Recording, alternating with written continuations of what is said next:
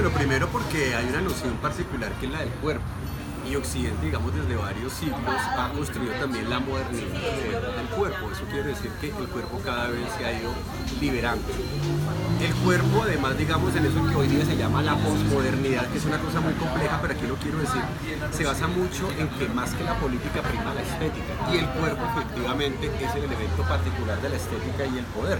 Sobre el cuerpo influyen las instituciones como la familia, toda la educación, la iglesia, lo político, pero desde el cuerpo también, digamos, tú percibes el mundo, socializas, aprendes socialmente a comportarte como animal social en el mundo. Y hay algo muy particular y es que la posmodernidad, digamos que trajo dos cosas. Uno, la renaturalización del mundo. ¿Eso qué quiere decir? Que el cuerpo, visto también como una dimensión de lo natural, nuevamente sigue siendo valorada. Ay, Laurita, qué pena que están grabando. ¿Seguimos o retomamos qué hacemos? No, está bien. Está bien. Continúa. Bueno, eso. Venía diciendo, el cuerpo por un lado se ha renaturalizado, en medio de eso que llaman la renaturalización del mundo posmoderno, en el sentido de que el cuerpo, digamos, vuelve a ser valorado en su desnudez, pero también es un elemento absolutamente egocéntrico.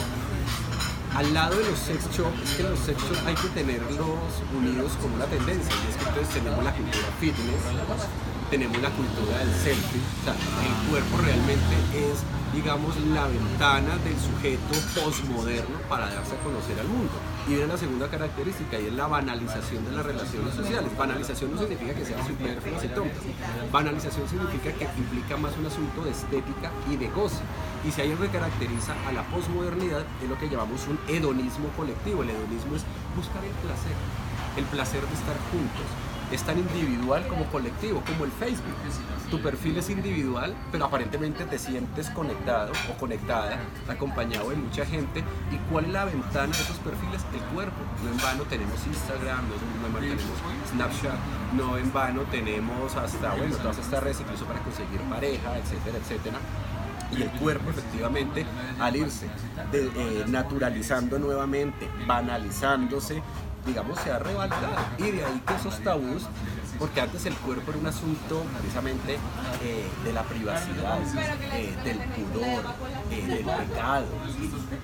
Como eso se ha venido rompiendo, de ahí que hoy día el cuerpo ya no tenga el tabú que tenga antes. Y los sex shop cada vez más, aunque permanecen en tiendas un poco escondidas en los centros comerciales, a mí cada vez más tienen vitrinas, cada vez más están en lo público, cada vez se exponen más, incluso la persona que visita o está vitrineando, pues lo está viendo cada vez más involucrado en medio de la cotidianidad, ya no es un asunto efectivamente escondido.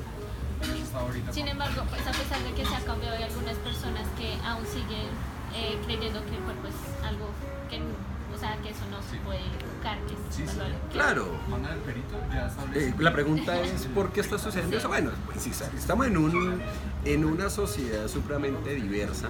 Si algo que caracteriza la posmodernidad es la multiplicidad de tiempos, espacios, historias. Entre esas, obviamente, vamos a encontrar que se recrudecen ciertos discursos, por ejemplo, religiosos, así no sean católicos, cristianos, ortodoxos. Aparecen otro tipo de cuerpos morales, cuerpos de leyes, cuerpos de relacionar entre nosotros mismos, tan diversos que por eso sucede lo que tú estás planteando. Entonces, efectivamente, hay núcleos familiares o personas que en su trayectoria de vida les han inculcado que el cuerpo es para poner ciertos límites, donde se sigue manejando. El pudor es una construcción social que a ti te arman desde tu propio núcleo familiar, desde que eres niña, la manera como exponen o no tu desnudez, si te juntan o no con el primo o la prima, dependiendo de los géneros, es algo que seguimos controlando en las unidades básicas como en la familia. De ahí que dependiendo del contexto cultural de la persona, el origen, la clase social, el nivel de formación o la disposición a que el cuerpo sea naturalizado o sea guardado, pues efectivamente para muchas personas sigue siendo un tabú, donde el sexo sigue siendo una cuestión de la construcción de la intimidad. Recordemos que la intimidad también es una construcción de la modernidad. Piensa nomás que, por ejemplo, en el medioevo, cuando en la clase noble había un matrimonio, la consumación del matrimonio casi que era un acto público colectivo, casi que había público mirando cómo esa pareja tenía, por ejemplo, sexo por primera vez. Piensa que ahora eso se ha revertido o se ha transformado. Ahora nos gusta verlo, pero en pantallas y un poco desde la cultura voyeur. pero efectivamente lo que vemos hoy día es una multiplicidad de pensamientos, saberes y sentires donde unos van a tener el tabú y otros pues van a seguir siendo, digamos, resguardados frente al asunto del cuerpo. Entonces se podría decir que las tiendas sex shop han ayudado a la liberación del cuerpo y a la construcción de una nueva cultura. Yo diría que no se sabe si es primero el huevo o la gallina, es decir que apareció el sex shop y por eso todos nos liberamos. Uno también podría decir, o hubo unos discursos y unos movimientos que liberaron el cuerpo y más bien eso también hizo que el sex shop empezara a ser legítimo. Yo creo que es un juego mutuo, es circular, no se sabe qué causó qué.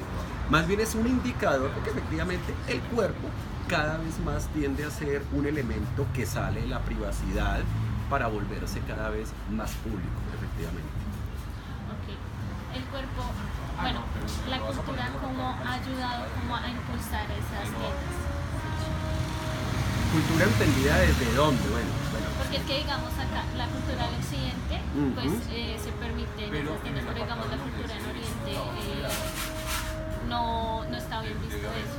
Bueno, si hablamos del consumo cultural, efectivamente Latinoamérica es heredera de toda la producción cultural anglosajona y del otro lado del Atlántico, el mundo occidental, como bien lo has dicho. Y el cuerpo efectivamente también es un elemento de estatus. Entonces hemos heredado, como te decía, la cultura fitness, el culto egocéntrico del cuerpo. La ciclovía en Bogotá es un escenario para ver y ser observado. Es el escenario de la sociedad espectáculo, como habló Baudrillard.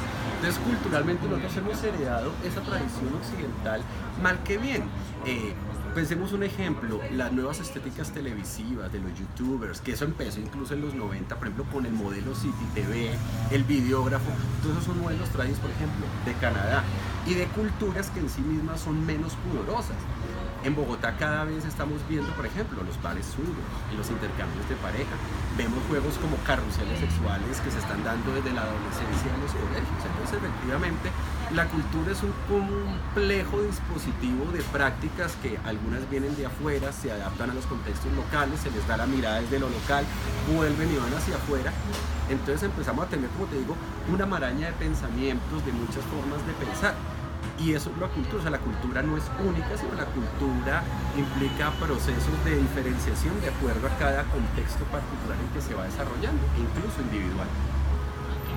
¿Qué es lo que le ha permitido a los sex shop que sean más reconocidos en el mundo actual y que se dispersen? Bueno, insistimos, como hay una liberación del cuerpo, yo creo que eso va acompañando en una tendencia que cada vez más se está dando y es, la reevaluación de los modelos de familia. Cuando digo eso, entonces me refiero a que, por ejemplo, instituciones como el matrimonio cada vez son más reevaluadas. Miremos las estadísticas, los matrimonios están durando 5 años en Colombia, por ejemplo. Entonces cada vez estamos apuntando, por ejemplo, a una relación amorosa o de parejas, sea del género o el sexo que sea, cada vez más libres.